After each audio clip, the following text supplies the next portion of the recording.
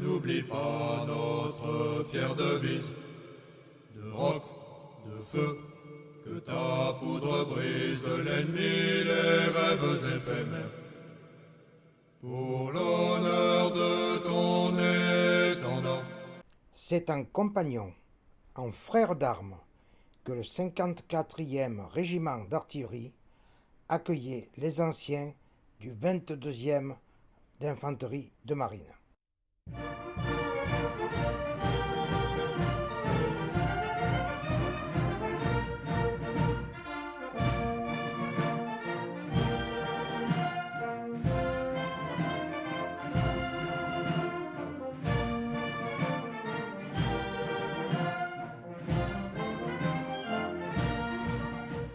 Il y a eu 18 ans, le 11 mai dernier, le président de l'Amicale des Anciens du 22e RIC, le commandant Davot, dévoilait cette plaque commémorant le stationnement du 22e RIC à la caserne de Vassoigne. Dans son allocution, le colonel Maurice Rive retraçait les grandes pages écrites par le 22e colonial en Indochine, notamment à l'occasion du cinquantenaire du départ du régiment pour l'Extrême-Orient. Il y aura bientôt 69 ans, le 27 août prochain, les jeunes marsouins du 22e RIC, régiment reconstitué le 1er juillet 1945, les jeunes marsouins étaient présentés au drapeau du régiment, ici sur cette même place d'armes de la caserne de Vassoigne. Emblème glorieux aux 5 inscriptions provenant de sa filiation avec le 4e régiment de garnison de Toulon, aux 3 inscriptions pour sa magnifique tenue pendant la Grande Guerre, et pour celle reçue et tout aussi méritée pour sa vaillante conduite en 1940.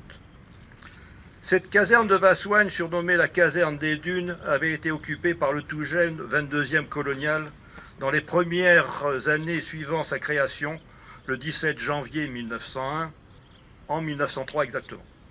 Ce casernement, édifié tout spécialement pour lui, passait alors pour être le plus beau de France. Il y séjournera une décennie avant de gagner Marseille, d'où, une année plus tard, il devait monter vers le nord-est, vers les grandes batailles de la Grande Guerre au cours de l'été 1914. 31 ans plus tard, au cours de l'été 1945, le 22e RIC rassemble ses marsouins venus de tous horizons, que ce soit du maquis, d'unités engagées en 44-45, tant en France qu'en Allemagne, voire du 16e RTS, le 16e régiment de tirailleurs sénégalais. Ils ont combattu pour nombre d'entre eux dans les FFI, dans les poches de l'Atlantique, sur le front des Alpes, pour d'autres dans les rangs de la première armée française, voire pour certains dans la Wehrmacht, pour les Alsaciens lorrains et les malgré nous. Les cadres ont déjà une solide expérience du combat acquise soit en 39-40, soit dans les forces françaises libres, soit au cours de la campagne pour la libération du territoire national. Après la reddition du Troisième Reich, le coup de force japonais de mars 1945, tous n'ont qu'une envie en découdre avec les Japs qui résistent encore et aussi montrer aux anglo-saxons ce que sont que les coloniaux. Le lancement des 2 bombes atomiques début août 1945 sur Hiroshima et Nagasaki met un terme à la Seconde Guerre mondiale. Pour autant, en Indochine, la souveraineté française mise à mal depuis l'invasion japonaise doit être restaurée, surtout avec la déclaration d'indépendance du Vietnam le 2 septembre 1945. Un corps expéditionnaire est constitué. Le 22e RIC va le rejoindre. Sous le commandement du colonel Missonnier, il embarque début 1946 pour partie 1er et 3e bataillon le 20 janvier sur le paquebot anglais Monarch of Bermuda et pour partie le 2e bataillon le 3 février sur le navire hollandais Sommeldyk. Les 2 fractions débarquent respectivement à Saïgon les 12 février et 28 février. Le 22e RIC est engagé dans le secteur de Bien Hoa, au nord-est de Saïgon. Il y restera 8 années, de 1946 à 1954. C'est une région de fleuves, de marais, de forêts très denses et de collines à la jungle inextricable. Le climat y est débilitant. La vie des marsouins en proie à des affections cutanées, au paludisme et à la dysenterie sera très dure. Le souligne notre secrétaire général, le colonel Blanchet, lors de ses interventions au Mémorial des guerres d'Indochine à Fréjus.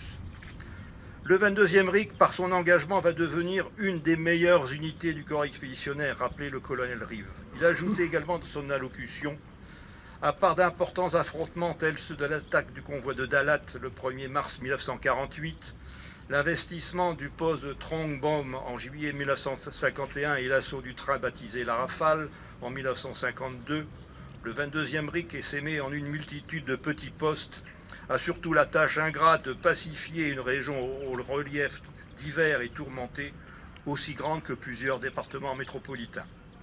Cet engagement, le 22e RIC va le payer au prix fort. Du 14 février 1946 au 30 septembre 1954, il perd plus de 2000 des siens. À titre d'exemple, pour la période du 1er février 1946 au 31 décembre 1948, il déplore 540 tués, 700 blessés et 11 disparus. Le 22e RIC vient d'écrire une nouvelle page héroïque de son histoire. Par le sacrifice de ses officiers, de ses sous-officiers et de ses militaires du rang, le 22e RIC gagnera 2 nouvelles citations à l'ordre de l'armée. La croix de guerre des théâtres d'opérations extérieures avec 2 palmes et l'inscription Indochine 1946-1954 en lettres d'or sur la soie de son drapeau. Ces marsouins porteront depuis en sus de la fourragère aux couleurs de la croix de guerre 14-18, celle aux couleurs de la croix de guerre des TOE. Jauni dès octobre 1946 avec la corporation de Cochin chinois, de montagnards du Sud-Annam, puis ayant amalgamé des Africains le 1er octobre 1954, le 22e RIC quitte l'Indochine le 4 janvier 1956 pour l'Algérie. Dans le secteur de Marnia, à la frontière marocaine, il recevra des dizaines de tirailleurs montagnards, des camarades vietnamiens, cambodgiens et Nung, qui formeront le commando d'Extrême-Orient. Au moment où l'on commémore le 60e anniversaire de la fin des guerres en Extrême-Orient, nous devrons nous souvenir de nos anciens d'Indochine. À ce moment, je reprendrai les propos du colonel Rive qui servit au 22e RIC de 1945 à 1948, sera blessé 2 fois en Indo, à Kaigao le 13 octobre 1947 et à Fukien le 9 mars 1949. Avec sa croix de guerre des TOE, il sera cité 5 fois. Il était le mieux placé pour affirmer devant ses camarades en 1996, elle est encore en ce jour en 2014, « Votre esprit est loin d'hier, il se trouve au milieu des plats pays de Cochinchine. Sans doute n'avez-vous pas oublié nos postes construits avec de pauvres moyens, où nous attendions chaque nuit une meurtrière attaque et étions soulagés par l'aube salvatrice. Et plus que tout, vous ne pourrez jamais oublier nos pauvres camarades tombés dans la rizière, le corps ensanglanté et souillé de boue, les longs brancardages de nos blessés qui, faute d'hélicoptères, étaient transportés de longues heures, voire des jours entiers. Le regard angoissé de nos frères d'armes impuissants, cloués sur leur civière alors que nous les déposions sur le sol pour faire nous-mêmes le coup de feu. Vous pensez également aux populations locales, d'abord réservées, puis confiantes et souriantes car conquises par notre générosité. Ils avaient mis en nous leur confiance et leur espérance, et nous leur avons rendu leur amitié au centuple, car c'étaient nos camarades de combat, des bons et des mauvais jours, des compagnons de misère. Le 29 mai 2010, il y aura bientôt 4 ans, disparaissait pour la 4e fois de sa riche histoire le 22e bataillon d'infanterie marine à Nantes. Son glorieux drapeau aux inscriptions roulées et rangées, probablement à jamais, puis déposé au musée des troupes de marine à Fréjus. Dans un ultime hommage, il avait été présenté lors de la commémoration du 140e anniversaire de combat de Bazeilles, le 31 août 2010 à Fréjus. Pour tous ceux qui ont servi sous le pli de cet emblème au 22e de marine, successivement appelé 22e RIC, 22e RIMA, 22e BIMA, toutes générations confondues, ayant combattu ou simplement ayant effectué leur service militaire, il reste cet insigne orné d'une jonque, symbole même de cet Extrême-Orient, si cher au cœur de nos anciens d'Indochine.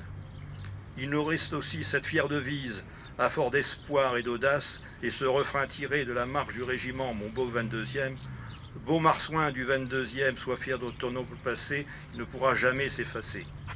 Vive le 22e de marine, et au nom de Dieu, vive la coloniale.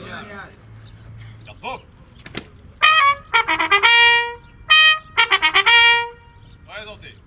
Hop. Dévoilement de la plaque.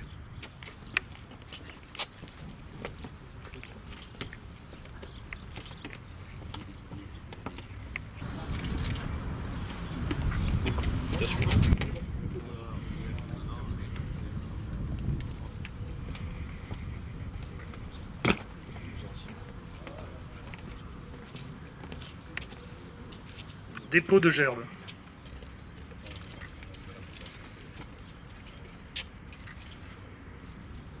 Au bord.